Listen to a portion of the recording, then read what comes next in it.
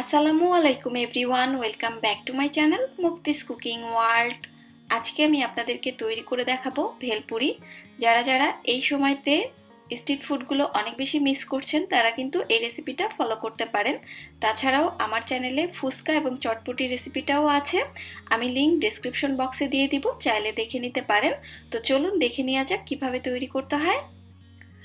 প্রথমেই আমি একটা ডো তৈরি করে নিব। এর জন্য একটা মিক্সিং বোলের মধ্যে আমি মেজারমেন্ট কাপের 1.5 কাপ পরিমাণ ময়দা নিয়ে নিয়েছি। এখন এর মধ্যে আমি দিয়ে দিচ্ছি 1/2 কাপ পরিমাণ সুজি। আর এখানে আমি কাঁচা সুজি ব্যবহার করেছি, এটা কোনো ভাজা সুজি না। আর মোটা দানা বা চিকুন দানা যে কোনো দানার সুজি কিন্তু এখানে ব্যবহার করতে পারবেন।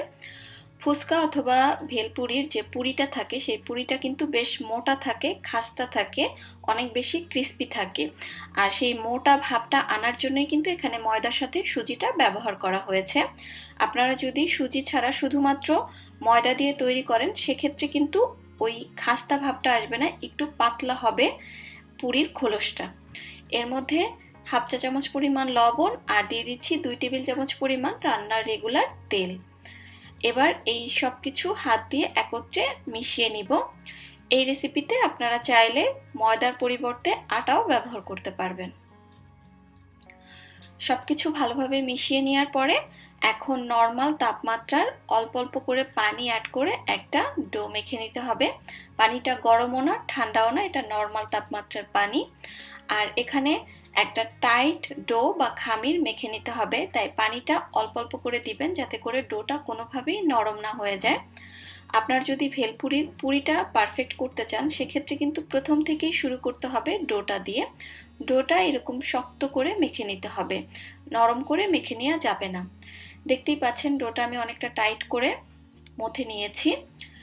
এবার এই ডোটাকে একটা পরিষ্কার শুকনো কাপড় দিয়ে ভালোভাবে ঢেকে নিচ্ছি এবং এই ডোটাকে আমি আধা ঘন্টার জন্য সেট হওয়ার জন্য এভাবেই রেখে দিব। এতে করে ডোটা আরও কিছুটা সফট হয়ে যাবে। তো ডোটা সফট হতে থাক, এই ফাঁকে আমি অন্যান্য কাজগুলো করে নিচ্ছি। এখন আমি ভেলপুরির জন্য একটা মশলা রেডি করে নেব। এর জন্য একটা ফ্রাই প্যানের মধ্যে আমি নিয়ে নিয়েছি 1 টেবিল চামচ পরিমাণ ধনিয়া, এটা আস্ত কাঁচা ধনিয়া। আরও নিয়েছি এখানে আমি 3টা ছোট সাইজের এলাচ, এলাচের সাইজটা বড় হলে দুটো ব্যবহার করবেন। নিয়েছি 3টা শুকনা মরিচ, ছোট এক টুকরো দারচিনি নিয়েছি। এখানে আমি নিয়ে নিয়েছি 1 চা চামচ পরিমাণ আস্ত জিরা, আর জিরাটাও কাঁচা জিরা। আরও নিয়েছি এখানে আমি ছোট্ট এক টুকরো জয়ত্রী, জয়ত্রীর টুকরো বড় হলে অর্ধেকটা নেবেন। আর নিয়েছি এখানে মাঝারি সাইজের একটা জয়ফলের 5 ভাগের 1 ভাগ, মানে খুবই অল্প পরিমাণ এই দুটো মশলা ব্যবহার করতে হবে, বেশি ব্যবহার করলে কিন্তু আবার তিতে হয়ে যাবে। এখন এই মশলাগুলোকে লো আঁচে বেশ কিছুক্ষণ অনবরত নেড়ে চেড়ে একটু টেলে নিতে হবে। আর এই কাজটা অবশ্যই লো আঁচে করবেন, তা না হলে কিন্তু সঙ্গে সঙ্গেই মশলাগুলো পুড়ে যাবে। বেশ কিছুক্ষণ এগুলোকে ভেজে নেওয়ার পরে এবার আমি চুলা থেকে নামিয়ে নিচ্ছি, কারণ এগুলো টেলে নেওয়া হয়ে গিয়েছে। এবার একটা বাটিতে সরাসরি ঢেলে নিচ্ছি। এখন এই মশলাগুলোকে সম্পূর্ণভাবে ঠান্ডা করে তারপরে আমি ব্লেন্ডারে ব্লেন্ড করে নেব, গুঁড়া করে। আপনারা চাইলে পাটায়ও করে নিতে পারবেন। এই তো মশলাটা গুঁড়া করে নিয়েছি, আর মশলাটা এরকম একটু আধা ভাঙা থাকলেও কোনো সমস্যা নেই। এখন মশলাটাকে একটা সাইডে রেখে দিচ্ছি। এবার আমি ভেলপুরির জন্য টকটা তৈরি করে নেব। এখানে আমি 1/4 কাপ পরিমাণ তেঁতুল নিয়ে নিয়েছি। এখন এর মধ্যে আমি দিয়ে দিচ্ছি 1 কাপ পরিমাণ গরম পানি। পানিটা একেবারে ফুটন্ত গরম না দিলেও হবে, একটুখানি গরম পানি দিয়ে যদি তেঁতুলটা ভিজিয়ে নেওয়া যায় তাহলে কিন্তু তেঁতুল থেকে খুব দ্রুত কাঠটা বের করে নেওয়া যায়। তো 10 মিনিট এভাবে ভিজিয়ে রাখবো তেঁতুলটা। 10 মিনিটের মতো তেঁতুল ভিজিয়ে রাখার পরে এবার হাত দিয়ে ভালোভাবে কচলে নিলেই কিন্তু তেঁতুল থেকে তেঁতুলের যে কাঠ বা তেঁতুলের মাড় যেটাকে বলে সেটা খুব ইজিলি বের হয়ে আসবে, এবং গরম পানি দিয়ে ভিজিয়ে রাখার কারণে খুব দ্রুতই এটা বের করে নেওয়া যাবে। এবার হাত দিয়ে চেপে এক্সট্রা যে আঁশগুলো আছে সেগুলোকে ফেলে দিচ্ছি। এভাবে অতিরিক্ত বিচি এবং আঁশগুলোকে তুলে ফেলে দিতে হবে। এখন এর মধ্যে আমি দিয়ে দিচ্ছি 1/2 চা চামচ পরিমাণ লবণ, দিয়ে দিচ্ছি 1/2 চা চামচ পরিমাণ ক্রাশ করা শুকনা মরিচের গুঁড়া বা চিলি ফ্লেক্স, দিচ্ছি 1 চা চামচ পরিমাণ মশলা একটু আগে আমি যে ভেলপুরির জন্য মশলাটা রেডি করেছি সেখান থেকে 1 চা চামচ দিয়ে দিয়েছি, আর দিচ্ছি 2 টেবিল চামচ পরিমাণ চিনি। এখানে সব উপকরণই আপনারা আপনাদের টেস্ট অনুযায়ী বাড়িয়ে কমিয়ে নিতে পারবেন। এবার চিনিটা ভালোভাবে মিশিয়ে নিলেই কিন্তু টকটা একদম রেডি। আর এরই মাঝে আমার টকটাও রেডি হয়ে গিয়েছে, এবার একটা সাইডে রেখে দিচ্ছি। প্রথমেই আমি যে ডোটা মেখে রেখেছিলাম সেই ডোটাও কিন্তু এরই মাঝে সেট হয়ে গিয়েছে। এবার কাপড়টা সরিয়ে ডোটাকে আবারও একটুখানি মিনিট খানেকের মতো মথে নিচ্ছি, এবং ডোটা দেখেন এখনো কিন্তু বেশ শক্ত অবস্থায় আছে, এবং ডোটাকে এইরকমই একটু টাইট আর শক্ত করে তৈরি করে নিতে হবে। এখন ভেলপুরি তৈরি করার জন্য আমি এখান থেকে অল্প একটু ডো নিয়ে নিচ্ছি। আমি এরকম অল্প অল্প ছোট ছোট লেচি কেটে তারপরে ভেলপুরির জন্য পুরিগুলো তৈরি করব। তো অল্প একটু অংশ নিয়ে নিলাম, এবং বাকিটা অবশ্যই ঢেকে রাখতে হবে, না হলে উপরটা আবার ড্রাই হয়ে যাবে। এখন আমি ভেলপুরির জন্য একটা পুরি বেলে নিব। যেহেতু ডোটা বেশ শক্ত করে তৈরি করা, তাই এই পুরিগুলো বেলে নেওয়ার জন্য কিন্তু এক্সট্রা করে কোনো ময়দা বা তেল কোনো কিছুরই প্রয়োজন হবে না। এবার আমি রুটিটাকে বেলে নিচ্ছি, এবং এই রুটিটা কিন্তু অনেক বেশি পাতলা হবে না, আবার একেবারে মোটাও হবে না। দেখতেই পাচ্ছেন একদম কাগজের মতো পাতলাও না, আবার অনেক বেশি মোটাও না। এরকম করে বেলে নিতে হবে। আমি আরও একটা বেলে দেখাচ্ছি। আপনারা চাইলে বড় করে একটা রুটি বেলে কুকি কাটার দিয়েও কেটে নিতে পারেন, আবার চাইলে এরকম ছোট ছোট একটা একটা করেও পুরি বেলে নিতে পারেন। আমি এভাবেই সবগুলো বেলে নিব। এখন আমি ভেলপুরিগুলো ভেজে নেব। ভেলপুরি ভাজার জন্য চুলায় একটা হাঁড়িতে আমি বেশ কিছুটা তেল গরম করতে দিয়েছি, এবং তেলটাকে হাই হিটে খুব ভালোভাবে গরম করে নিতে হবে। ভেলপুরি ঠিকমতো ফুলার জন্য তেলটা কিন্তু অবশ্যই ভালোভাবে গরম থাকতে হবে। হালকা গরম তেলে আপনি যদি ভেলপুরিগুলো ছাড়েন তাহলে কিন্তু সেগুলো ঠিকমতো ফুলে উঠবে না।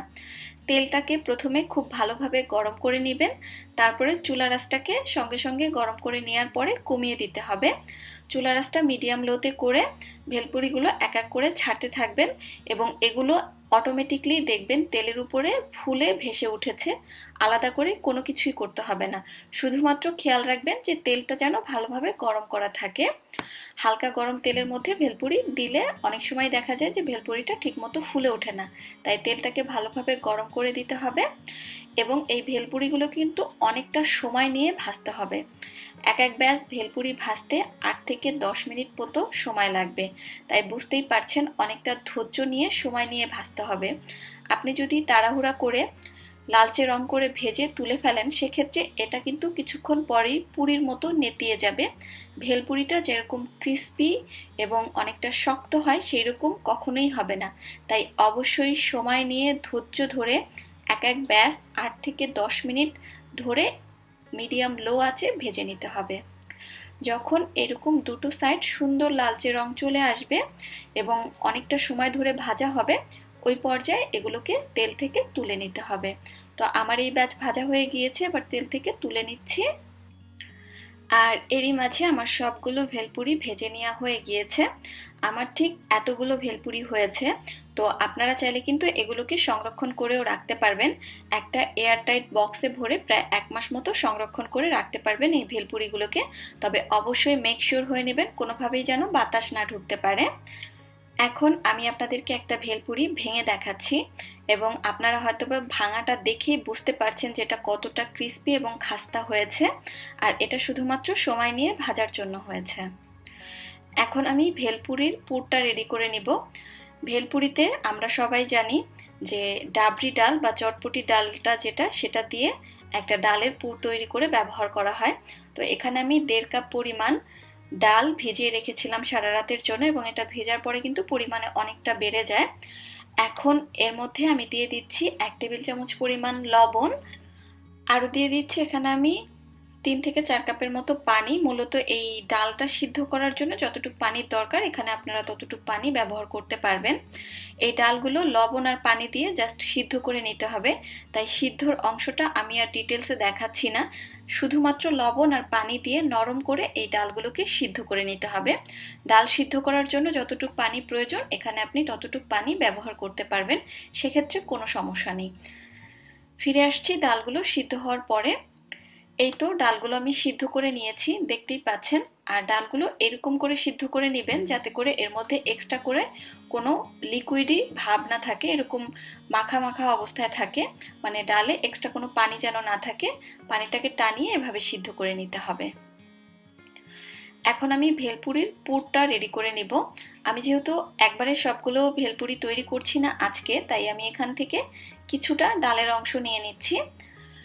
এখন এর মধ্যে আমি দিয়ে দিচ্ছি, আমি প্রথমেই ভেলপুরির জন্য যে মশলাটা রেডি করেছিলাম সেখান থেকে 1 চা চামচ পরিমাণ মশলা দিয়ে দিচ্ছি। নিজের পছন্দ অনুযায়ী কিছু শসা, পেঁয়াজ, ধনিয়া পাতা, কাঁচামরিচ কুচি, এগুলো আপনারা আপনাদের টেস্ট অনুযায়ী বাড়িয়ে কমিয়ে নিতে পারবেন।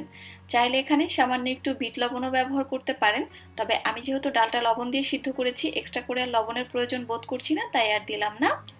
তো ভেলপুরির পুরটা কিন্তু এরকম একটু ম্যাশ করে মেখে নিতে হয়, তো এভাবেই মেখে নিতে হবে। এখন ভেলপুরিটা আমি তৈরি করে নিব। পুরি তো আগেই ভেজে নিয়েছি, এবার পুরিটাকে মাঝখান থেকে ভেঙে নিচ্ছি। এবার এই মাঝখানে দিয়ে দিচ্ছি ডালের পুরটা। এখন এর উপরে নিজের টেস্ট অনুযায়ী শসা কুচি, টমেটো কুচি, পেঁয়াজ কুচি, ধনিয়া পাতা কুচি, কাঁচামরিচ কুচি, এগুলো দিয়ে নিতে হবে। সাথে দিতে হবে একটুখানি মশলা এবং প্রথমেই আমরা যে তেঁতুলের টকটা রেডি করে রেখেছিলাম সেই টকটা। আসলে এগুলো সবই নিজের টেস্ট অনুযায়ী দিয়ে নিতে হবে। আর এভাবেই এখন আমি বাকি ভেলপুরিগুলো তৈরি করে নিব। আর এরই মাঝে তৈরি হয়ে গেল আমার ঢাকাইয়া ভেলপুরি। যারা এই সময়টাতে ভেলপুরি অনেক বেশি মিস করছেন তারা এই রেসিপিতে একবারের জন্য হলেও ট্রাই করে দেখতে পারেন, ইনশাআল্লাহ নিরাশ হবেন না, এইটুকু বলতে পারি। আশা করছি রেসিপিটা ভালো লেগেছে। ভালো লাগলে অবশ্যই একটা লাইক দিবেন এবং চ্যানেলটি সাবস্ক্রাইব করে পাশে থাকবেন। আজকের মতো বিদায় নিচ্ছি, আল্লাহ হাফেজ।